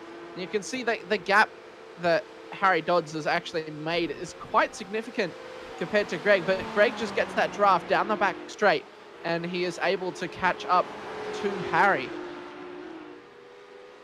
Yeah, and it's just different driving styles, I suppose, just at work, and it all kind of evens out once they get onto the straight and the slipstream sort of pulls into it. So it's going to be interesting what of Greg's thinking at the moment. Like, you know, where's he going to try and set this up, or how is he going to be able to? Oh, what a move! Probably not much, as Adam Hughes is trying to make a move and Michael Whiting around the outside. This is for the race lead. He does the little switchback on him. Does he get the move done? They're going to stay side by side. The next corner is a left-hander. Michael Whiting is going to be on the inside. Does he keep the corner? They stay side by side. Adam Hughes has to brake early and tries to get another switchback done on him and can't get it to stick. So Adam Hughes trying to get that move done on Michael Whiting, just can't get it done. And Hughesy, like a dog with a bone still now, still trying to make this work. He's still setting this up. He's just piling the pressure on and keeping that pressure on. Look at this. Pulls down the inside. Has to back off through the S's. It is a one-line corner and they don't want anyone catching up to them. They've got a definitive gap on everyone else, so they probably could go side by side through them, but there's so much time lost there that not really worth it. They want to continue going as fast as they can. And is Adam Hughes going to have the exit speed to catch up to Michael Whiting and make that move? Nailed that exit. It's not long to go here at Virginia International Raceway. Michael Whiting absolutely nailed that exit. But Greg Barber as well had an equally good exit, but he's definitely not going to be able to catch him. Not down through this section. You can see how late the draft kicks in for Hughes. He starts getting that overspeed and it starts to make a big difference, but it's just that little bit too late. And he's not able to get any form of move done as they come through the final corner now, both keeping it on track. Adam Hughes pulls into the pit lane. Oh, dude, was he just running out of gas there? Look at that. So Chris Ireland coming through as well. Blake Delaney, and they're going to be up into the podium spot. So Adam Hughes, what has happened? Well, just not enough gas. But look at that. He's just had to have a little bit of a splash. Maybe he was just trying to save, but not quite. And got in that battle and didn't realize how much gas he was using up, maybe. Wow. That's no. On cold. Oh no. Adam Hughes is not having a good end to this race. On lap 34. Wow, that's unfortunate. So he's down into the 4th position now after that very, very late pit on the end of lap 33, guys. So we've got Adam Hughes there down into 4th, which has moved Chris Ireland and Blake Delaney up into 2nd and 3rd, and it's given Michael Whiting so much breathing room now. Whoa! Don't throw it away now, bro. So we're on board with our race leader here, Michael Whiting from Fishing Motorsports. What a drive tonight. He had to defend quite a bit. And unfortunately, or fortunately for Michael Whiting, Adam Hughes has gone into the pits at the end of lap 33. So, yeah, very interesting, mate. Very interesting. Yeah, 2 to go. Very interesting to see Adam go into the pit lane. I'm actually going to go to the Crisscross Racing team chat and see what's happened there. I'll be right back, Toddy. Cool, not a problem. So, yeah, we got Chris Island there. Beautiful drive from him. He's made his way back up through the pack here. After, as to be expected, we have had a few safety cars, so it's definitely bunched the pack up and made this race very, very interesting. So that's why we've still got some battles on track here. Onto a white flag here, guys. White flag, last lap, guys. Last lap. Michael Whiting on board here with our number 25 car from Fishy Motorsports. Michael Whiting with an amazing drive tonight. Been very, very patient, just chipping and chipping away, making sure he stayed out of the melee, stayed out of the trouble, and just has driven very, very quickly. Had a really nice strat. So these Fishy boys have really been, whoever he's spotted tonight's been definitely had his back well. So big shout out to them as well. Chris Island there sitting in second, Blake Delaney in third, Adam Hughes in fourth, and Tim Cornt now wrapping out our top five overall, and he's number one in our AM at the moment, which is just amazing.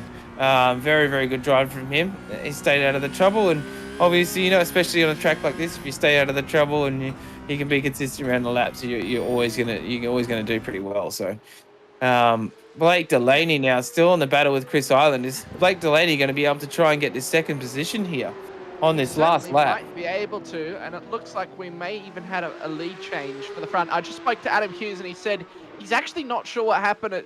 He said that all the fuel measurements were all correct, and then it just underfueled him, so he's not actually too sure. As here we go, Blake Delaney on the final lap. He's going to pull to the outside, which turns into the inside. It looks like he's got it done. This is for second position. He got it done before the corner, and he's trying to cover off Chris Island. And Chris is going to have to let him have that position. Chris trying to sneak back around. Blake covered him off perfectly. Oh, that's pressure there, eh? Great defending. I don't think he'll receive a penalty for that.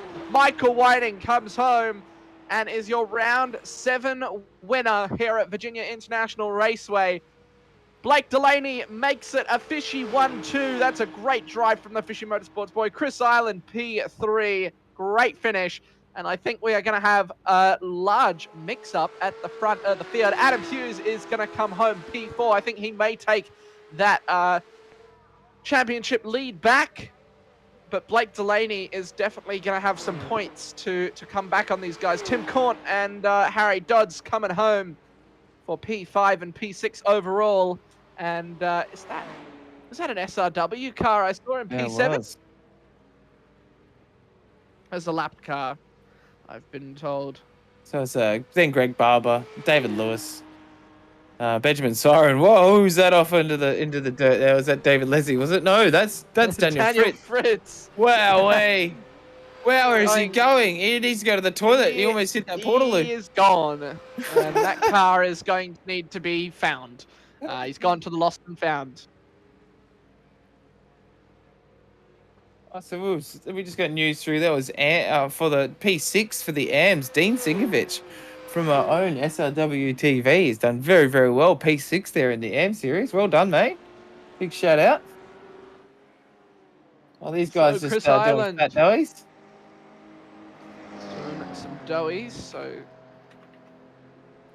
Chris Island, Blake Delaney, and Mr. Michael Whiting into the green room, and Tim Cornt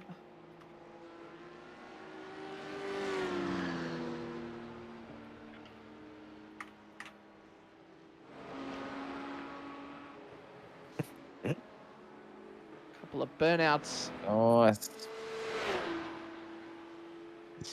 damn it. He's just doing donuts in the wrong spot. There we go. Such a weird spot that it was very hard to see the burnouts, but he's putting on a little show for the fans. You can see they're all enjoying it. Drive. It's a good Celebrating race, his podium. It was actually a good race from Chris Island. A couple of hiccups along the way, but he's managed to bring home a podium. I don't think he'll be too frustrated with that one. And it looks like we've got Michael Whiting in the green room, ready for that interview. So I'll bring him in. We've got Blake Delaney as well. So I'll bring them both in, and Toddy will take you guys away for the interviews. Oh. Mr. Whiting, we'll go to you first. Well done, mate. You had an absolute stellar drive tonight. How'd you find it? You looked like you had a good spotter and you had some good strat in there, mate. How'd you find it? Yeah, no, it was neither of those. I actually really struggled for pace in practice. we were struggling to find a setup, believe it or not. Didn't qualify anywhere near as well as we would have liked. P6, I think I started from. Yeah. Race was pretty clean, so a couple of safety cars. I thought, you know what, we'll mix up the strategy and see if it pays off, and it did. Oh, it's very, very measured from you. You just kind of tried to bit. stay out of it, and you were patient, and you just stay out of it, and just as much as you can, at least at this track in these cars. I think it was more luck than anything. Oh, well, no, awesome. Stellar drive, mate. It was very, very good from you guys. Yes. Who would you like to thank tonight, mate? Big shout out to all the boys at Fishy Motorsports, West End Motor Group, DC Shades, Relax Marine and Game Fishing, Black Wolf Graphics, Precision Sim Training, and I think I've got them all, possibly. And obviously everyone here at SRW, you guys on the broadcast as well. Do an awesome job. Oh, it's our pleasure, mate. Flattery will get you everywhere, bro. And Blake, what a battle there at the end, man. You're making it a fishy 1-2, and that was such a battle at the end there. Chris Island having a little bit of a mistake. I think you had him already, and I think it was just you piling on that pressure that last lap. I think you definitely got you over the line with. How'd you find that little battle at the end? Oh, it was unreal. Chriso was swerving up the back straight, trying to block both sides, and I thought, oh, geez, I've only really got one shot at. Had a crack down the inside, and just had enough momentum to clear him into that second or third, fourth last turn, whatever it is. But yeah, I think he overshot his braking knucker and took to the grass, which was interesting. I stopped basically to make sure that I didn't get piled up as he came back on the track, because obviously he was going pretty quick. But that was pretty cool. Had a lot of accidents during the race. I don't know whether he's caught that on the broadcast tonight. Yeah. But I had maybe about 5 offs. Yeah, you had to do a lot of fighting back, we saw. It's ridiculous. So that was my next question, actually. Definitely the safety car played into your hands a bit then. Yeah, look, I don't. The safety car definitely did. I mean, we did ourselves in though early on. We struggled, like Mike was saying, to pick a setup. We were and ahhing which one to take, and then took one, and it was a shocker on qualifying. We just couldn't get the car right, but then it came good in the race. It was quick, so yeah. Very, very good drive. It was awesome to see that last little battle as well. I think with the safety cars, it always bunches up the pack a bit as well, so we get a bit more excitement throughout the race and towards the end of the race also. Yeah, absolutely. Is there any extra sponsors you'd like to, on behalf of Fishy, or anybody else you'd like to thank? I think just first of all, thanks to Chris for the room on 2 moves. One early in the race, I probably was a little bit cheeky going side by side through the S-bends at the start there, and then that last one there was an awesome fight. But yeah, to obviously all the boys out at Fishy Motorsports, been fantastic last few weeks. There is obviously some cool content that just come out on iRacing, so it's going to be a good weekend. But thanks to West End Motor Group, Parramatta Peugeot Professional, Parramatta Great Wall and Haval, West End Mazda Parramatta, Parramatta Isuzu Ute, Relax Marine and Game Fishing, DC Shades, Black Wolf Graphics, and the man who gave us too many setups tonight to choose from, Precision Sim Training, Josh Thomas.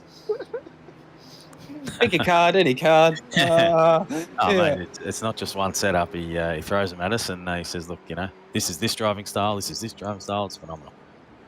That's amazing. Yeah, big shout out to Josh as well. We appreciate everything you do for SRW and everybody in the community also. You're an absolute legend, so thank you very much for that. So Absolutely. I'll give him a special shout out as well, and we'll cross to Chris as well. What a race, mate, that last lap. Oh, mate. Wow, a couple of hiccups along the way, and then that last lap. Take us through your race. Yeah, I mean, it was sort of a race of, I guess you could say, what could have been.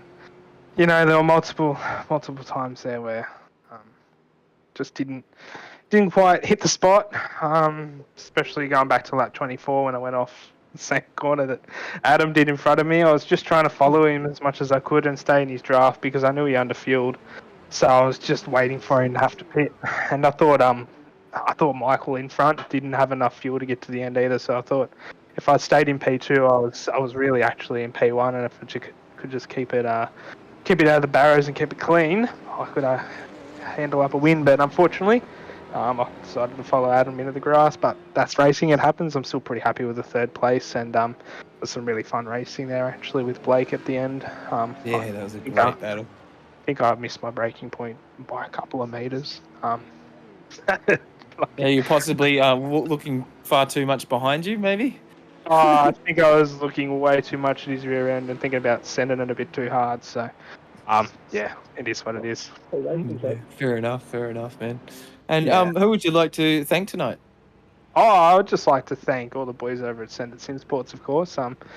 You know, they're not racing tonight, obviously, but they pushed me to be the best driver I can be, and you know, I wouldn't be the driver I am today without all of those boys. So big shout out to them first off, and obviously I've got the sponsors here. So the sponsors would be looking at ProServe Finance. Thanks heaps to those guys. Hobbs Trenching and Boring, Precision Performance Shop, obviously for the setups there. ProServe Finance, again, like I mentioned before. Sydney Computers, AJ Insurance Services, Transform Media, Pixel Blocks, CD Syntography, and 27 Designs on our cars, including sprint cars and supercars and all road cars. So, yeah, huge shout out to the lads at Send It. Very nice. Oh, thank you very much, boys, from the pro class tonight. Very awesome racing.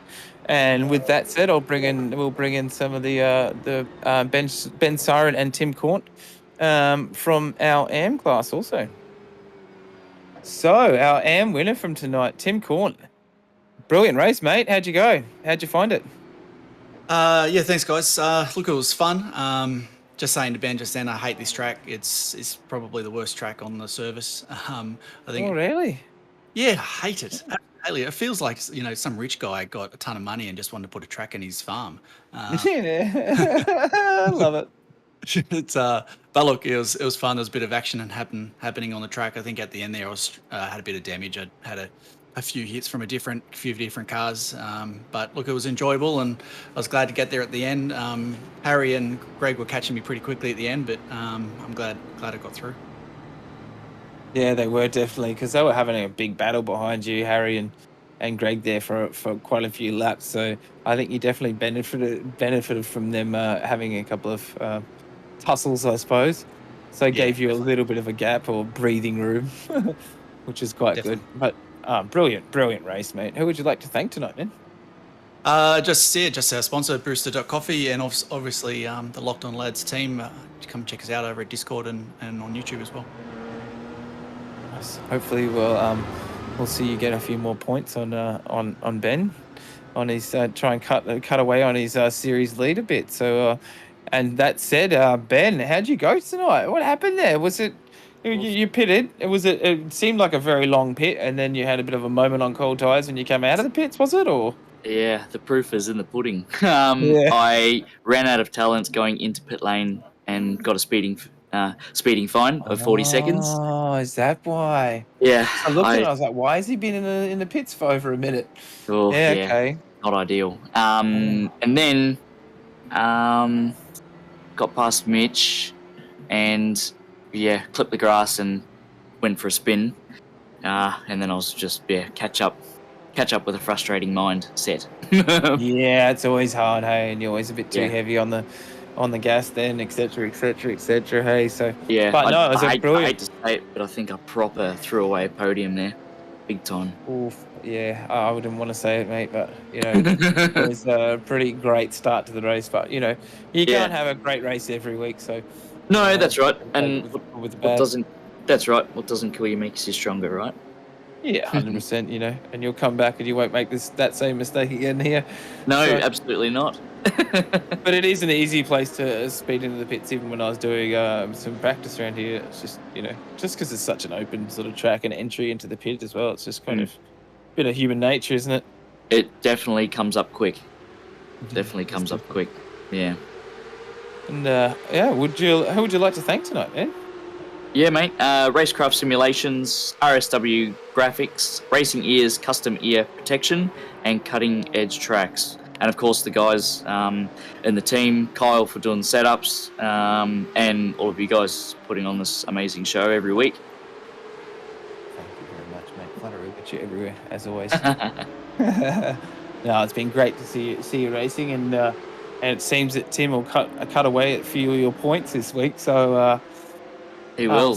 see what your lead's like next week. Obviously, I think everyone's really pretty much taking care of their drop rounds, etc. So we'll see how everybody gets at the end of the season, and it all comes out in the wash, if you know what I mean. Absolutely, it sure will. Sure will.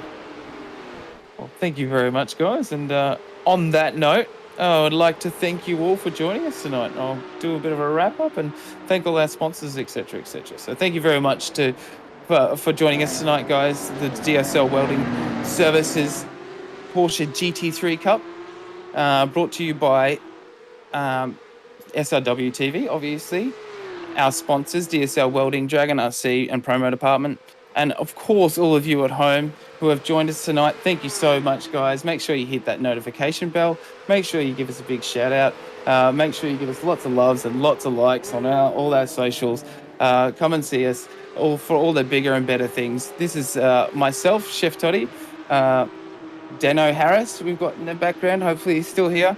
And we've got Mr. Shibby, our illustrious producer, head producer on the cams and producing tonight. So I hope you've loved all the camera work from him also. This is SRW TV signing off. Good night, iRacing fans. Much love and keep safe. Cheers, guys.